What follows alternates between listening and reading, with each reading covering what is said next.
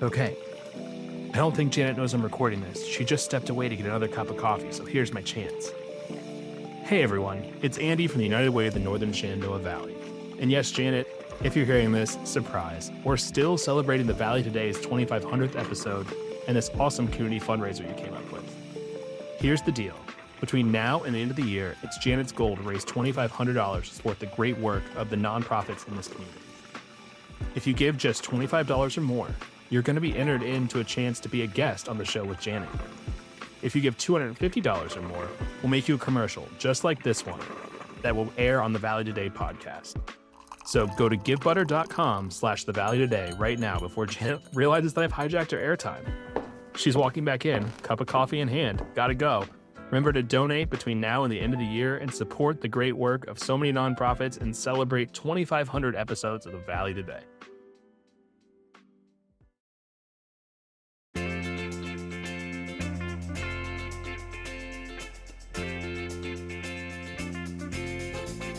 Hello, and welcome to the Valley Today. I am your host, Janet Michael. Last week, I jumped on the Zooms to chat with Jen Duffner, the town of Woodstock's marketing and events coordinator, to find out what cool, fun things are happening for the holidays with their parade in the rear view. Jen fills us in on what's happening this weekend. Have a listen. So what are we talking about today? We've got Hometown Holidays coming up on December 13th and 14th. Saturday, it's going to be 10 a.m. to 4 p.m. And on Sunday, it's at 10 a.m. to 2 p.m. It's Woodstock's first two-day event. Yay! Really? Yes! So fingers crossed, because when you think you have a Saturday free and your day goes left, and then, you know what? We've got Saturday and Sunday. I, in particular, like two-day events because that's exactly what happens. And during December, there's always other things going on. So having that extra day to be able to say, okay, I can go here and do this and this and this on Saturday and not have to miss this and this and this on the other end of the Valley or Shenandoah County because I have Sunday now in my back pocket. I think it's fantastic. Right. I think it's a great idea as a parent. There's how many things scheduled on Saturdays, and there's only so many weekends in December. So it's jam-packed as it is. You have to add extra things. Don't forget to add the holiday cheer, and don't forget to go shopping. Your mom has some kind of crazy nonsense that we're making 3,000 cookies this year. What? Okay, Mom, you can't tell her no. So I'm excited to have a two-day event. It gives people the opportunity, like you said, to have that second day just in case, or hey, we were able to do this, but we weren't able to finish that, so we can do that. Don't forget the Christmas tree. We need new ornaments. There's that one light on the string that doesn't work. We have to find it. It's not going to take you 5 minutes. It's going to take you 5 days. So 2 days, we've got our fingers crossed that Woodstock's ready for it. I don't know that people understand from the outside looking in that it is a lot more work. People think, oh, it's just 2 days. So the setup and all of the front end work is really all the work that you have to do. But sometimes it gets complicated because you may have vendors that can't stay for both days, or you have a vendor that can only come on Sunday and can't be there on Saturday. It is a lot more logistically to manage a 2-day event than it is a 1-day event. Yes, and we actually have that. So we're doing this in conjunction with the chamber who does their young entrepreneurs, and they will be out on Saturday only. So if you want to go support the littles, make sure you have some time carved out on Saturday to come out because they will be there on Saturday only. We also have a couple of vendors who are not available on Sunday. So yeah, there is a little bit of juggling, but I think it's worth it in the long run. Last year we had 13 vendors. This year we have 17 vendors. So we're slowly growing, but the nice thing about that is that you can have a little more variety, which is nice. And we're really trying to highlight the ones that aren't able to be there on Sunday. And so far we only have 2. But again, the young entrepreneurs will only be there on Saturday. So that's definitely worth noting. And it is a little trickier with 2 days because it's an outdoor event. You got to figure weather. We do have a heated tent. Yay, we're excited for that. It'll be right next to the brew house. You got to factor in weather, and you can't leave stuff outside, right? So you have to break down and then set back up. So it's a little tricky, but definitely worth it. Let's talk about layout and logistics for a second. Where will everything be and how can people get to it? Most of it will be Main Street and Court Street. So Court Square, that's our stomping ground, right? Like we love to have that right there in the smack of downtown where you have all of the small businesses. Most of them will be open. We'll get a list up on Facebook. We'll also have the young entrepreneurs. They'll be out on Main Street and maybe a couple on Court Street. I think we're up to 12 so far. Wow. Yeah, the fact that there are so many young entrepreneurs in this area is just amazing. It's just mind blowing. And I love the fact that we support them this way. So they'll be out on Main Street and Court Street. The heated tent with all of our vendors will be right next to the brew house. That'll be both days. We do have a couple people that are spilling out because our tent is full, which is amazing. So we have a couple of people that might be on Court Street right next to the tent. We've got ornament making. That'll be either in the heated tent or just outside it. We'll have signage to help direct folks. And then we'll get a map up at some point on Facebook, just so that way everybody can see what's going on and what's where. And Facebook is really going to be the place for most of our updates because as things are happening, especially with weather, that's the easiest and quickest way to get our message out and let people know what's going on. And that's Woodstock enhancement. We'll also have Santa this year. That's new. That We're is super new. excited. It was one of the first things I did. I booked him in January. You have to. Yes. That's something else most people don't realize either Yep. is that Santa gets booked pretty far He in advance. sure does. And he was already partially booked. So he has something. So his hours are a little different. Santa will be there from 10:30 to 2 on Saturday and Sunday from 11 to 1. And he'll be in front of the museum, the historic courthouse. He'll be there with a nice comfy chair. We'll have a little spot where kids can come up and give them their list and let them know that they've been good or they've really tried. Like my They son, get an he's A like, for well, effort. yeah, I did my best.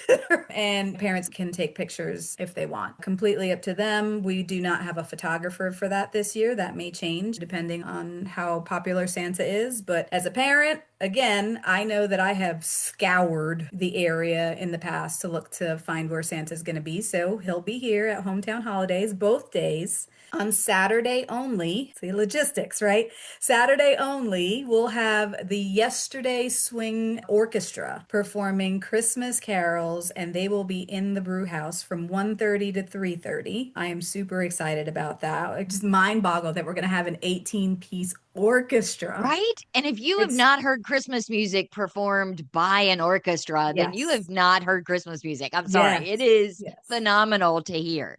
Absolutely. And they're a fantastic group already. But then you add Christmas and the holiday spirit, and it's going to be amazing. And I've been fortunate enough to have in my previous life heard Christmas music in an orchestra, and it's just amazing. Definitely not your middle school performance.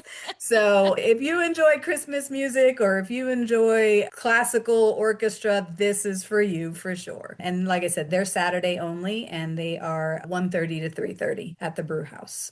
And then, of course, we've got all of our small businesses which line Main Street, Traveler's Treasures, Bonfire. I believe the Sweet Souls will be open. They're usually open on Saturdays. What is They Sweet have Souls? they support animal, I don't know if it's the animal shelter, but they're right next to the theater. And they have local artists that have all of their wares in there. You can find crochet and antiques and a little bit of everything. I love walking through that store and just seeing all the fun stuff they've got in there. I had not heard of them before. Carrie and I were at Bonfire Books. They were actually on the show last week, and that place is amazing. She has transformed that place into this magical spot, and it Yes. is just absolutely incredible. And it's not just a bookstore. I mean, you Yep. hear yarnery and you think, wait, what?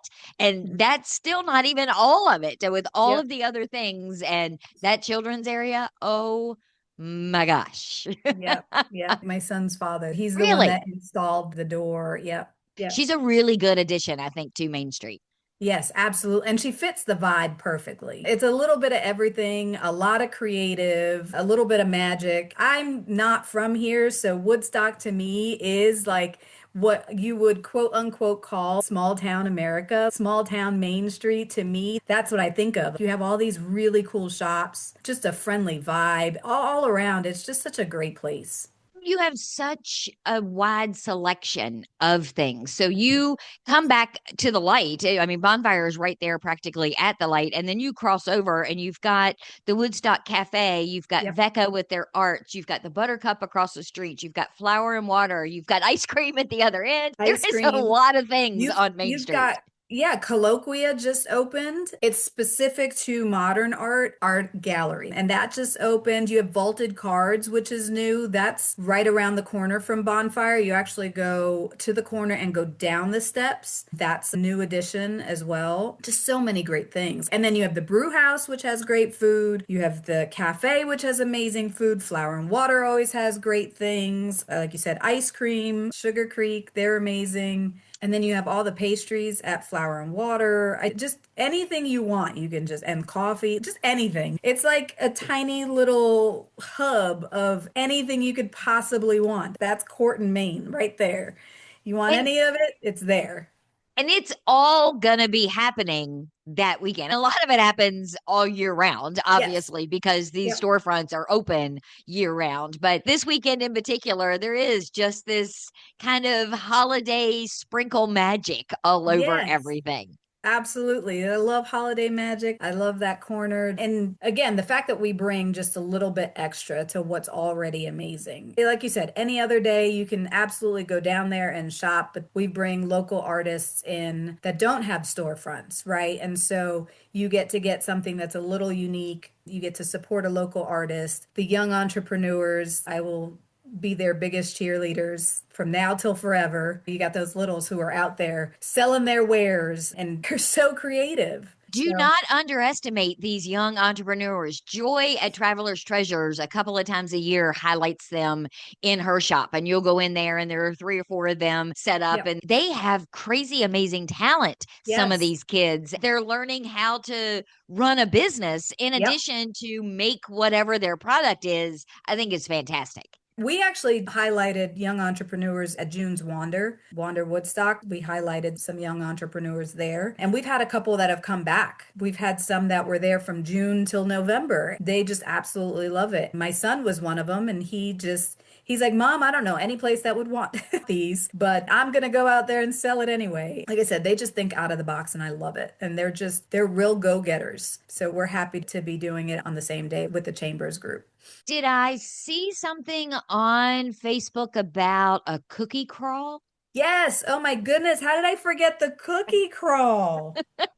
That's insane. So we've got local businesses again, right? Just keep highlighting them because they're just so amazing. We've got local businesses, bakeries, cookie crawls. So not sure if we're sold out yet. I know the office no longer has any. Flower and Water was the other place you can get tickets, and Bonfire. So town office, Bonfire, and Flower and Water had advance tickets. They're $25 and you get a list of the locations where you go pick up your cookies. So you get, I think there's 15 participating businesses. So 15 cookies from amazing businesses, bakeries. Three Melons is part of it. Flower and Water is participating. Bonfire is participating. And they all have cookies. You buy a ticket and you get to walk around. And can you imagine that? I don't have to make 3,000 cookies, Right. Mom.